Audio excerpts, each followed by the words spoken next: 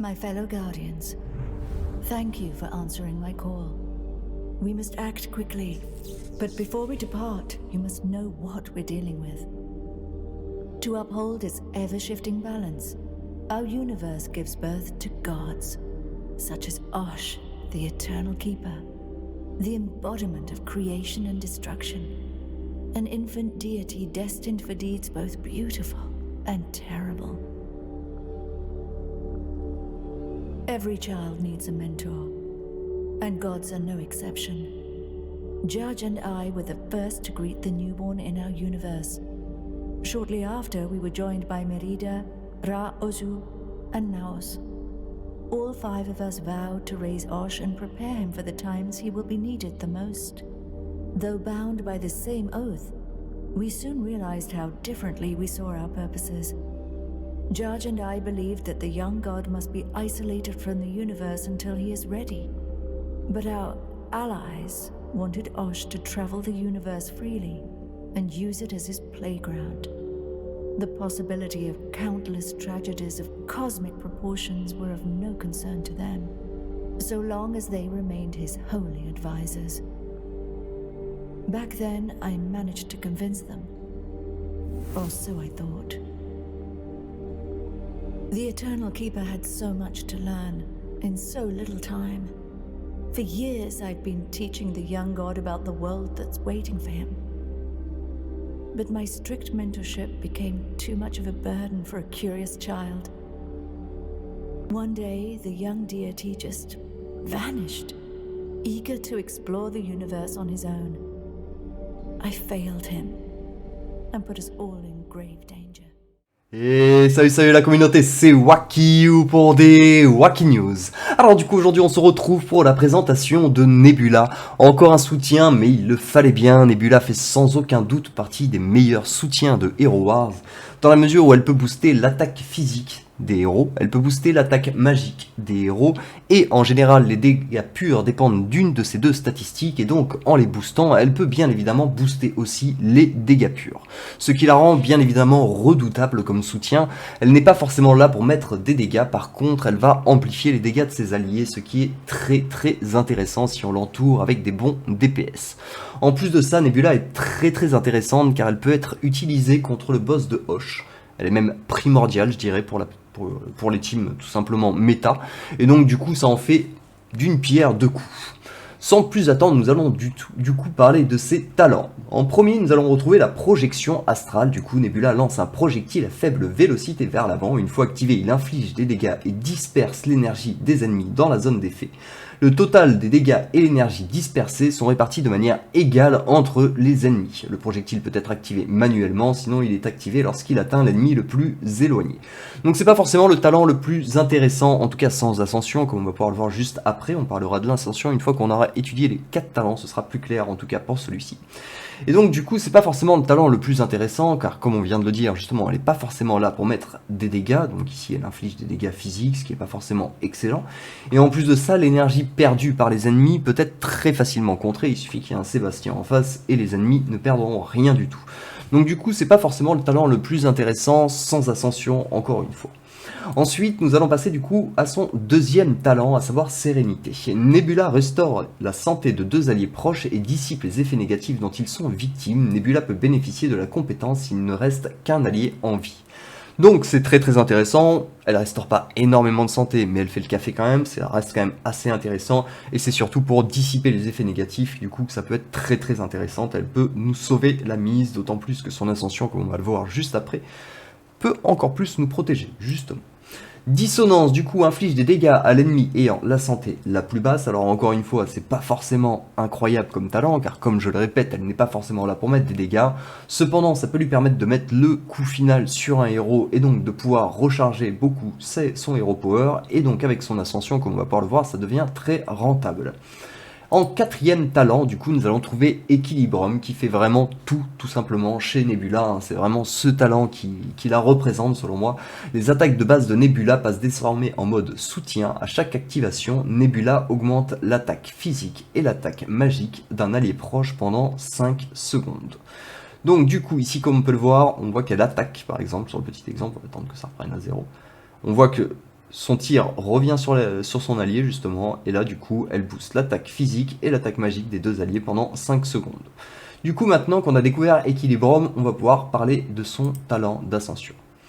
Du coup, compétence d'ascension, projection d'équilibre astral.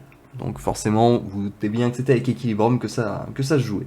L'activation de projection astrale confère l'effet Equilibrium à deux alliés, augmentant leur attaque physique et leur attaque magique, du coup, dépendant de l'attaque physique de Nebula, pendant 5 secondes.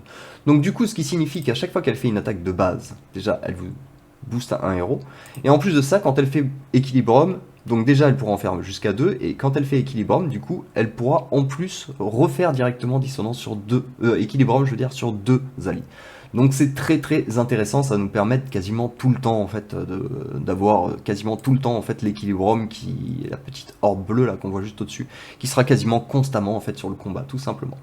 Ensuite du coup sa deuxième compétence d'ascension, sérénité absolue. Si un allié reçoit un effet négatif dans les 4 secondes suivant l'activation de sérénité, Nebula annulera l'effet négatif et restaurera en plus un peu plus de santé, dépendant encore une fois de son attaque physique. Après c'est pas le talent le plus intéressant, mais par contre, effectivement, pouvoir enlever un effet de manipulation après 4 secondes, c'est quand même beaucoup plus intéressant. Elle va pouvoir nous protéger un petit peu justement contre les héros manipulation qui peuvent être relativement problématiques, on va pas se mentir. Ensuite du coup, bien évidemment, nous allons passer au patron sans X de Nebula. Donc du coup nous allons retrouver Caïn. Voilà, hein. Bon, le choix, si je devais vous en conseiller un à mettre dessus, ce serait un Caïn. Je pense que vous êtes très étonné par ce choix.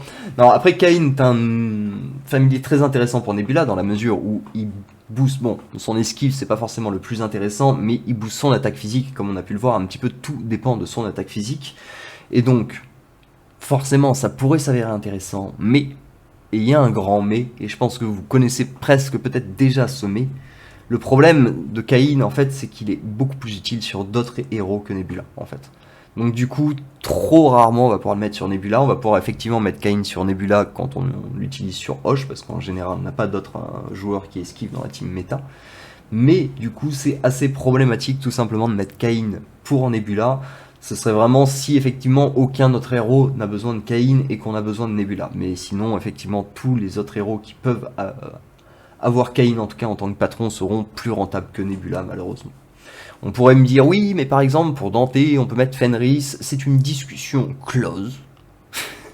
Enfin, presque, hein, mais faites vos tests vous-même, encore une fois, et vous verrez que vraiment...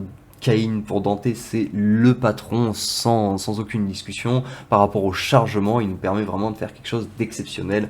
Ce qui n'est pas le cas justement de Fenris, qui nous permettra seulement d'aveugler, comme on avait pu le voir de toute façon sur la présentation de Dante, que je vous conseille d'aller voir si vous voulez en apprendre un peu plus sur Dante et que vous ne l'avez pas vu. Donc, maintenant que les patrons sont réglés, donc que c'est un bon patron, mais malheureusement, trop souvent, d'autres héros peuvent... Enfin, ce sera plus utile d'utiliser Caïn sur d'autres héros, tout simplement. Ensuite, du coup, on va passer à ses skins. Donc, son skin de base, l'agilité. Ensuite, on a le skin romantique pour l'attaque physique, le skin hivernal qui sera débloqué pendant l'événement de Noël, justement, qui est de l'attaque physique également. Ensuite, on a le skin printanier qui est pour de l'esquive et le skin céleste qui est pour de l'armure. Donc, il en va sans aucune hésitation que le skin romantique et le skin hivernal, les deux boostent l'attaque physique. Tout dépend de l'attaque physique sur Nebula, c'est bien évidemment les skins numéro 1 à monter sans la moindre hésitation pour moi. Il n'y a point de débat à faire là-dessus. Ensuite, on va avoir le choix vraiment pour moi, ça va se faire entre le skin par défaut, l'agilité du coup, ou le skin d'armure. Le truc c'est que si on a déjà monté un, voire deux skins d'attaque physique, je pense qu'on n'a pas forcément besoin d'agilité, enfin d'attaque physique de l'agilité, mais on a plus besoin vraiment de l'armure pour pouvoir protéger. Alors dans tous les cas, au début, je vous conseille de mettre l'attaque physique. Après, on va passer sur l'armure. Et dans tous les cas, ça vous sera quasiment impératif si vous voulez faire des hoches à haut level. Sachez-le. Si vous voulez une Nebula qui tient, il lui faudra bien évidemment son skin armure. Mais après, je vous conseille de commencer par les skins d'attaque physique. Ensuite, de décaler sur le skin d'attaque d'armure. Et en finissant, on prendra les skins d'agilité. Skin printanier pourquoi pas, mais c'est pas le plus important. Certes, Nebula peut faire de l'esquive, mais c'est pas non plus là-dessus qu'on va compter. Donc pour moi, c'est vraiment pas un skin qui vaut le détour, tout simplement. On va du coup maintenant passer bien évidemment sur ces artefacts, donc je fais une piqûre de rappel comme je le fais à chaque fois. N'oubliez pas que le premier artefact de chaque héros est en lien avec son premier talent. Lorsqu'il déclenche son premier talent, il déclenche également un bonus d'artefact qui s'attribue à toute l'équipe. Et donc lorsque Nebula active son bonus, en plus du coup, si elle a son ascension de pouvoir nous mettre un équilibrium qui va nous booster notre attaque, elle va booster l'attaque physique de toute la team. Et bien évidemment, elle va booster son attaque physique également, et donc comme on l'a bien compris, l'attaque physique c'est plutôt important pour Nebula, donc du coup c'est un talent qui reste aussi très important. Alors bien évidemment, on va forcer que sur ce talent une fois qu'on aura une Nebula résistante, mais moi personnellement je lui ai monté son skin d'armure, un skin d'attaque physique, parce que pour le moment je n'ai pas pu monter le skin de Noël tant que les ventes n'est pas arrivé. Mais du coup, c'est sans aucune hésitation que une fois que c'était fait, j'ai très vite monté son étoile à net, parce que là, ça nous permet vraiment d'amplifier ses dégâts de manière massive. Ensuite, on va trouver du coup sur son deuxième artefact, qui n'est pas forcément pour moi le plus intéressant du coup, l'esquive et la santé. Donc l'esquive, comme on a pu le voir, c'est intéressant, mais c'est pas forcément non plus le pilier. La santé, ça reste ok, parce que c'est un soutien, donc elle a pas besoin de spam Hero Power, il n'y a pas de problème à ce niveau-là, on pourra le monter. Mais je trouve que l'agilité est plus importante, en fait, tout simplement dans la mesure où elle nous apporte de l'armure et de l'attaque physique. Et comme on a pu le voir avec Nebula, bah, les deux sont plus ou moins payants. Du coup, je trouve ça un peu dommage de prendre... de monter d'abord le livre des illusions avant l'anneau d'agilité, en tout cas si vous vous intéressez vraiment à Nebula. Ensuite, si je ne m'abuse, pour ces glyphes, on va retrouver du coup de la santé, on va retrouver de l'armure, on va retrouver de l'agilité, on va retrouver de l'attaque physique, et de la défense magique, tout à fait. Donc, moi personnellement, vous connaissez déjà plus ou moins, je pense, ma vision. D'abord, on va commencer par le glyphe d'attaque magique, ensuite le glyphe d'armure, ensuite le glyphe d'agilité, ensuite le glyphe de vie, et pour terminer, le glyphe de défense magique. Pour moi, vraiment, c'est le glyphe le moins important. Il est important, mais...